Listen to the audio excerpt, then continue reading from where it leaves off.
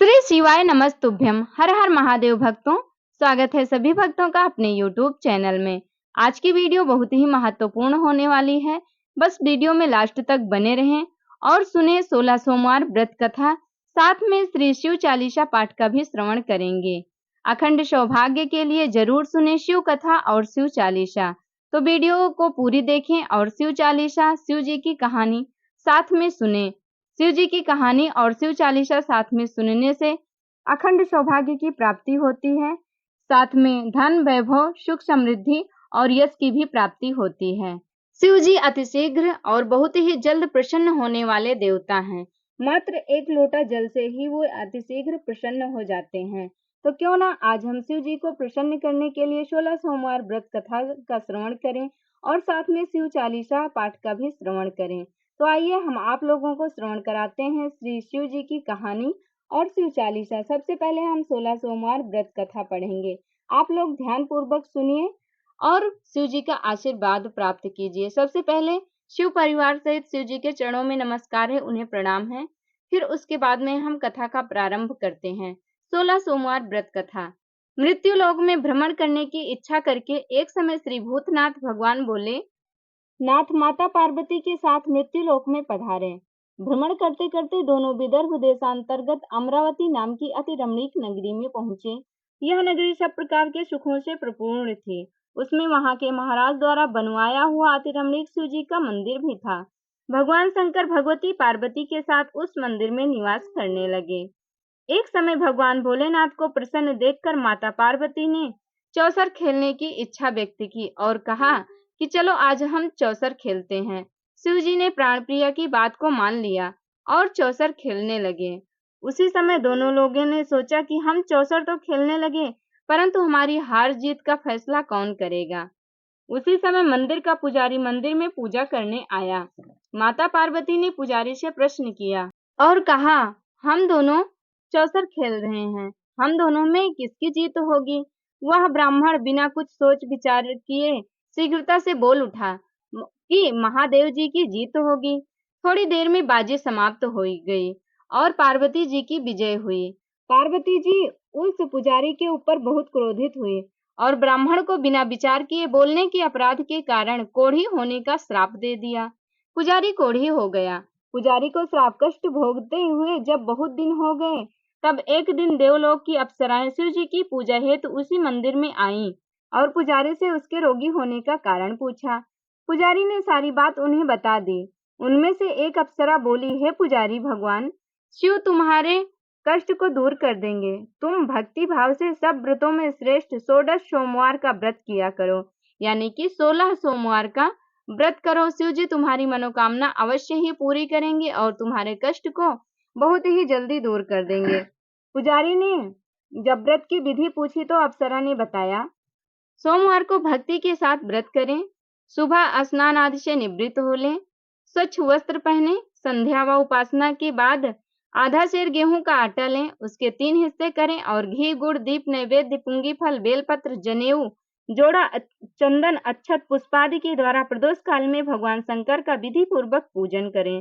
तत्पश्चात 3 हिस्सों में से एक शिव जी को अर्पण करें, बाकी 2 हिस्सों को शिव जी का प्रसाद समझकर उपस्थित जनों में, अपने परिवार जनों में बांट दें और उसके बाद आप भी प्रसाद पाएं। इस विधि से 16 सोमवार व्रत करें। 17वें सोमवार को पाव सेर पवित्र गेहूं के आटे की बाटी बनाएं, उसमें घी और गुड़ मिलाकर चूरमा बनाएं। भगवान भोलेनाथ को भोग लगाकर उपस्थित भक्तों में बांटें। इसके बाद कुटुंब सहित प्रसाद लें। ऐसा करने से आपके सभी मनोरथ पूर्ण होंगे। ऐसा कहकर अप्सराएं स्वर्ग को चली गईं। ब्राह्मण ने यथाविधि 16 सोमवार व्रत किया, यानी कि 16 सोमवार का व्रत किया तथा भगवान शिव जी की कृपा से रोग मुक्त होकर आनंद से रहने लगा। कुछ दिन बाद शिव जी और पार्वती फिर उस मंदिर में पधारे। ब्राह्मण को निरोगी देख पार्वती जी ने ब्राह्मण से रोग मुक्त होने का उपाय पूछा, तो ब्राह्मण ने 16 सोमवार व्रत की कथा सुनाई। पार्वती जी अति प्रसन्न हो ब्राह्मण से व्रत की विधि पूछकर स्वयं भी व्रत करने लगी। इसलिए व्रत करने लगी कि उनका रूठा पुत्र कार्तिकेय उसके पास आ जाए। व्रत करने के फलस्वरूप उनके रूठे पुत्र स्वामी कार्तिकेय माता के आज्ञाकारी हो गए। उन्होंने अपने हृदय परिवर्तन का भेद माता पार्वती से पूछा। फिर स्वयं भी मित्र मिलन की इच्छा से यह व्रत किया ताकि हमारे मित्र से हमारी मुलाकात हो। उनसे मित्र ने जब आकस्मिक मिलन का भेद पूछा तो कार्तिकेय जी ने उन्हें भी 16 सोमवार व्रत का महात्म्य बताया। तब मित्र ने भी यह व्रत किया और भगवान शिव की कृपा से उसका विवाह एक राजकुमारी से हो गया। एक दिन राजकन्या ने पति से प्रश्न किया, हे प्राणनाथ, आपने ऐसा कौन सा भारी पुण्य किया था जिसके प्रभाव से मेरा आपसे विवाह हुआ? ब्राह्मण बोला, हे प्राण प्रिय, मैंने 16 सोमवार व्रत किया था जिसके प्रभाव से मुझे तुम जैसी गुणवती पत्नी प्राप्त हुई। व्रत की महिमा सुन राजकन्या भी पुत्र की कामना करके व्रत करने लगी। शिव जी की दया से उसके गर्भ से एक अति सुंदर, सुशील, धर्मात्मा और विद्वान पुत्र उत्पन्न हुआ। माता पिता दोनों उस देवपुत्र को पाकर अति प्रसन्न हुए और उसका लालन पालन भली प्रकार से करने लगे। जब पुत्र समझदार हुआ तो माता पिता को देखकर वह भी राज्याधिकार पाने की इच्छा से हर सोमवार को व्रत करने लगा। व्रत शुरू होने के बाद ऐसे संयोग बने कि पड़ोसी राजा की पुत्री के साथ उसका विवाह हो गया। वृद्ध राजा के दिवंगत हो जाने पर इसी ब्राह्मण युवक को सिंहासन पर बैठाया गया, क्योंकि दिवंगत राजा के कोई पुत्र नहीं था। राज्य का उत्तराधिकारी होकर भी वह ब्राह्मण पुत्र 16 सोमवार का व्रत करता रहा। जब 17वां सोमवार आया तो विप्रपुत्र ने अपनी प्रियतमा से पूजन सामग्री लेकर शिव पूजा के लिए शिवालय चलने को कहा, परंतु उसकी पत्नी ने उसकी आज्ञा की परवाह न की। दास दासियों द्वारा सब पूजन सामग्री शिवालय भिजवा दी, परंतु वह स्वयं नहीं गई।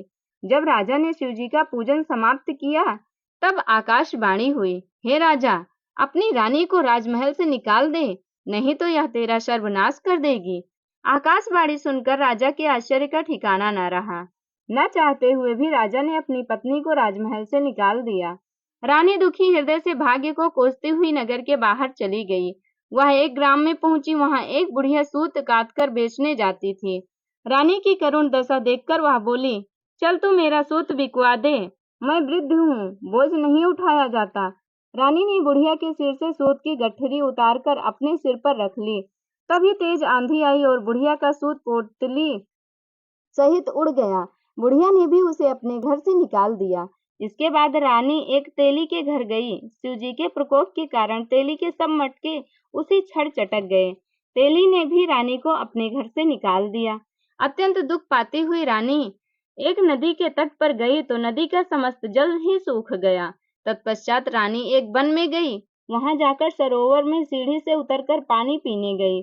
उसके हाथ का स्पर्श होते ही सरोवर का नीलकमल के समान जल असंख्य किरणों से भर गया। रानी ने भाग्य पर दोषारोपण करते हुए उस जल को पीकर पेड़ की शीतल छाया में विश्राम करना चाहा, परंतु रानी जिस पेड़ के नीचे जाती उस पेड़ के पत्ते तत्काल गिर जाते। वन सरोवर जल की ऐसी दशा देख गऊ चराते ग्वालों ने अपनी गुसाई जी से, जो उस जंगल में स्थित मंदिर में पुजारी थे, यह सारी बात बताई। ग्वाले रानी को गुसाई जी के पास लाए। रानी की मुख कांति और शरीर शोभा देख गुसाई जी जान गए कि यह अवश्य ही कोई विधि की गति की मारी कुलीन स्त्री है। पुजारी ने रानी से पूछा, हे पुत्री, तुम्हारे ऊपर कौन से देवता का कोप है जिससे तुम्हारी ऐसी दशा हुई है? पुजारी की बात सुन रानी ने शिवजी महाराज के पूजन का बहिष्कार करने की बात बताई।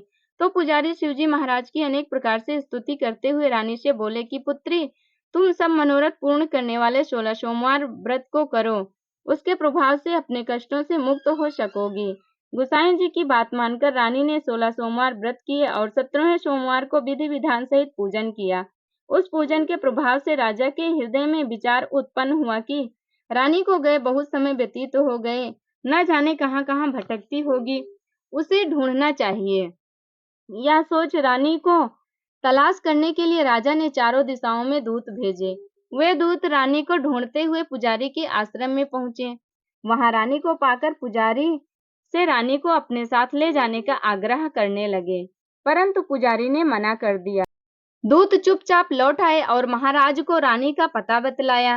रानी का पता पाकर राजा स्वयं पुजारी के आश्रम में गए और पुजारी से प्रार्थना करने लगे, महाराज, जो देवी आपके आश्रम में रहती है वह मेरी पत्नी है। शिवजी के कोप से मैंने इसका त्याग किया था। अब इस पर से शिवजी का प्रकोप शांत हो गया है, इसलिए मैं इन्हें लेने आया हूँ। आप इनको मेरे साथ जाने की आज्ञा दीजिए। गुसाई जी ने रानी को राजा के साथ जाने की आज्ञा दे दी। गोसाई की आज्ञा पाकर रानी प्रसन्न होकर राजा के साथ नगर में आई। नगर वासियों ने नगर के द्वार तथा नगर को तोरण एवं बंधनवारों से विविध विधि से सजाया। घर घर में मंगल गान होने लगे। पंडितों ने विविध वेद मंत्रों का उच्चारण कर अपनी राजरानी का भव्य स्वागत किया। ऐसी अवस्था में रानी ने पुनः अपनी राजधानी में प्रवेश किया। महाराज ने ब्राह्मणों को अनेक तरह से दान आदि देकर संतुष्ट किया। इस प्रकार शिव जी की कृपा से अनेक सुखों को भोगने के पश्चात दोनों शिवपुरी को पधारे। जो मनुष्य मनसा वाचा कर्मणा भक्ति सहित 16 सोमवार का व्रत एवं पूजन इत्यादि विधिवत करता है, वह इस लोक में समस्त सुखों को भोग कर अंत में शिवधाम को प्राप्त होता है। यह व्रत सब मनोरथ को पूर्ण करने वाला है। इत श्री 16 सोमवार व्रत कथा। तो भक्तों, 16 सोमवार व्रत कथा यहीं पर समाप्त होती है। आगे की वीडियो में हम श्री शिव चालीसा पाठ का श्रवण करेंगे। सो आप लोग ध्यानपूर्वक श्री शिव चालीसा पाठ का श्रवण कीजिए। श्री शिवाय नमस्तुभ्यम। हर हर महादेव। श्री शिव चालीसा पाठ। जय गणेश गिरिजा सुवन मंगल मूल सुजान, कहत अयोध्या दास तुम देव अभय वरदान। जय गिरिजापति दीन दयाला, सदा करत संतन प्रतिपाला। भाल चंद्रमा सोहतनी के, कानन कुंडल नाग फनी के। अंग गौर सिर गंग बहाए, मुंड माल तन छार लगाए।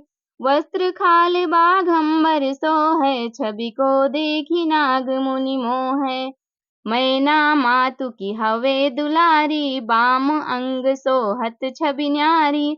कर त्रिशूल सोहत छवि भारी, करत सदा शत्रुन छयकारी। नंदी गणेश सोहै तहाँ कैसे, सागर मध्य कमल हैं जैसे। कार्तिक श्याम और गणराऊ, या छवि को कही जात न काऊ। देवन जबहि जाए पुकारा, तबहि दुख प्रभु आप निवारा। कियो उपद्रव तारक भारी, देवन सब मिली तुम्हि जुहारी। तुरत सडानन आप पठायो, लय निमेष महामारी गिरायो। आप जलंधर असुर संहारा, सुयस तुम्हार विदित संसारा। त्रिपुरासुर सन युद्ध मचाई, सबहि कृपा कर लीन बचाई। किया तपहि भागीरथ भारी, पुरौ प्रतिज्ञा तासु पुरारी। दानिन मह तुम सम कोई नाही, सेवक स्तुति करत सदाहि। वेद माहि महिमा तब गाई, अकथ अनादि भेद नहीं पाई। प्रगटी उदधि मथन ते ज्वाला, जरत सुरासुर भय बिहाला। कीन दया तह करी सहाई, नीलकंठ तो नाम कहाई। पूजन रामचंद्र जब कीन्हा, जीत के लंक विभीषण दीन्हा। साहस कमल में हो रहे धारी, कीन परीक्षा तबहि पुरारी। एक कमल प्रभु राख्यों गोई, कमल नयन पूजन चाह सोई। कठिन भक्ति देखी प्रभु शंकर, भय प्रसन्न दिए इच्छित वर। जय जय जय अनंत अविनाशी, करत कृपा सबके घटवासी। दुष्ट सकल नित मोहि सतावे, भ्रमत राहु मोहि चैन न आवे। त्राहि त्राहि मैं नाथ पुकारो, यही अवसर मोहि आन उबारो। ले त्रिशूल शत्रुन को मारो, संकट ते मोहि आन उबारो। मात पिता भ्राता सब होई, संकट में पूछत नहीं कोई। स्वामी एक है आस तुम्हारी, आए हरो मम संकट भारी। धन निर्धन को देत सदाहि, जो कोई जांचे सो फल पाहि। अस्तुत के ही विधि करो तुम्हारी, क्षमहु नाथ अब चूक हमारी। शंकर हो संकट के नाशन, विघ्न विनाशन मंगल कारण। योगी यति मुनि ध्यान लगावे, नारद सारद शीश नवावे। नमो नमो जय नमः शिवाय, सूर्य ब्रह्मादिक पार न पाए। जो या पाठ करे मन लाई, तापर होत है शंभु सहाई। दुनिया जो कोई हो अधिकारी, पाठ करे सो पावन हारी। पुत्र होन कर इच्छा कोई, निश्चय शिव प्रसाद तेहि होई। पंडित त्रयोदशी को लावे, ध्यान पूर्वक होम करावे। त्रयोदशी व्रत करे हमेशा, तन नहीं ताके रहे कलेशा। धूप दीप नैवेद्य चढ़ावे, शंकर सम्मुख पाठ सुनावे। जन्म जन्म के पाप नसावे, अंत धाम शिवपुर में पावे। कहत अयोध्या आश तुम्हारी, जान सकल दुख हरहु हमारी। नित्य नेम कर प्रातः ही, पाठ करो 40। तुम मेरी मन कामना, पूर्ण करो जगदीश। मंगसर छठी है मंत्र ऋतु, संवत 64 जान। अस्तुत 40 शिवहि, पूर्ण कीन कल्याण। इत श्री शिव चालीसा संपूर्ण। आज की वीडियो में आप लोगों ने श्री शिव जी की चालीसा, श्री शिव कथा 16 सोमवार व्रत कथा का श्रवण किया है। आप लोगों को ये व्रत कथा शिव चालीसा कैसी लगी कमेंट करके जरूर बताएं। वीडियो अच्छी लगी होगी तो लाइक कर देना, चैनल पर नए होंगे तो सब्सक्राइब कर लेना। हमारे साथ जुड़े रहने के लिए धन्यवाद। हमारे साथ प्रेम से बोलिए श्री शिवाय नमस्तुभ्यम, हर हर महादेव।